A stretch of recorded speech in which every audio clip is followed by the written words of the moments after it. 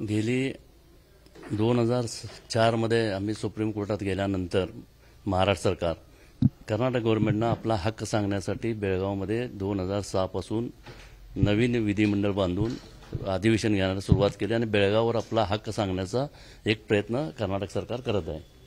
पण महाराष्ट्र सरकारकडून ज्या पद्धतीनं त्या केस संदर्भात जे काय दखल घ्यायला पाहिजे होती ती महाराष्ट्र सरकारनं आतापर्यंत घेतलेली नाही। उलट महाराष्ट्र सरकारनं एखाद्या खंडपीठाची मागणी करून हा रेग्युलर असं कोर्टाची सुनावणी घेऊन हा प्रश्न निकालात काढावा या संदर्भात महाराष्ट्र सरकारकडे महाराष्ट्र समिती मध्यवर्ती सतत प्रयत्न करत असताना देखील महाराष्ट्र सरकारनं अजूनही याच्या दखल घेतलेली नाही। आणि महाराष्ट्राचे राज्यकर्ते पूर्वी कसं होतं, महाराष्ट्राचे राज्यकर्ते बंदी मोडून बेळगावमध्ये येत होते, पण त्या अलीकडच्या काळामध्ये बंदी हुकूम मोडून येण्याची कुणाची मानसिकता नाही आहे। आर पाटील नंतर पाटील उद्धव ठाकरे एकदा 2 वेळा एका मेळाव्याला आले होते बंदी हुकूम मोडून। त्यानंतर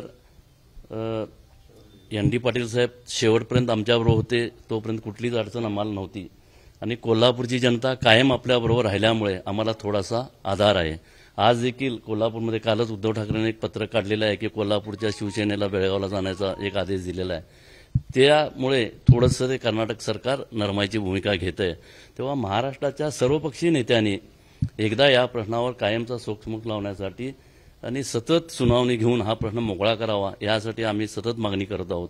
आणि उद्याचा महामेळावा जो आहे तो आम्ही कुठल्याही परिस्थितीत घेणारच आहोत। काल रात्रीपासूनच बऱ्याच कार्यकर्त्यांना अटक सत्र यांनी चालू केलेलं आहे, तरी देखील आम्ही आपलं धोरण सोडणार नाही। महाराष्ट्र समिती महाराष्ट्रातले नेते येऊ अगर न येऊ, पण आम्ही मात्र स्वतंत्रपणे तरी आमचा लढा हा आम्ही चालू ठेवणार आहोत।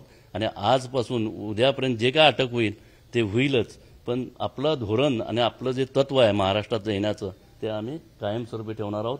तेव्हा महाराष्ट्राच्या सर्व चॅनल्सवाल्यांनी देखील म्हणजे आम्हाला महाराष्ट्र समितीला पाठिंबा देऊन उद्याचा जो मेळावा होणार आहे आणि तो महाराष्ट्र सरकारच्या कानावर पोहोचेल या स्वरूपाची प्रसिद्धी द्यावी आणि महाराष्ट्राची जनता आमच्या मागे उभा करावी। राज्यात आणि केंद्रात भाजपचं सरकार आहे, काय सांगाल आता पाठपुरावा होईल का?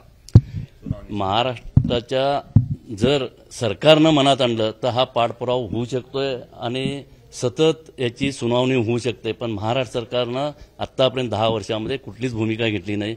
2023 साली फेब्रुवारीमध्ये एक तज्ज्ञ कमिटीची बैठक झाली, त्या बैठकीत असं ठरलं होतं की हा प्रश्न आता ह्यानं घ्यायचा रेग्युलर कोर्टामध्ये, म्हणून तो विषय झालेला नाही आहे।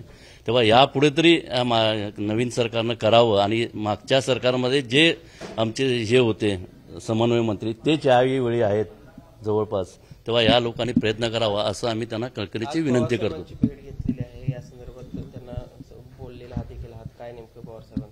पवार साहेबांनी आम्ही जी काय बेळगावमध्ये परिस्थिती आहे ती सर्व पवार साहेबांच्या कानावर घातली आहे।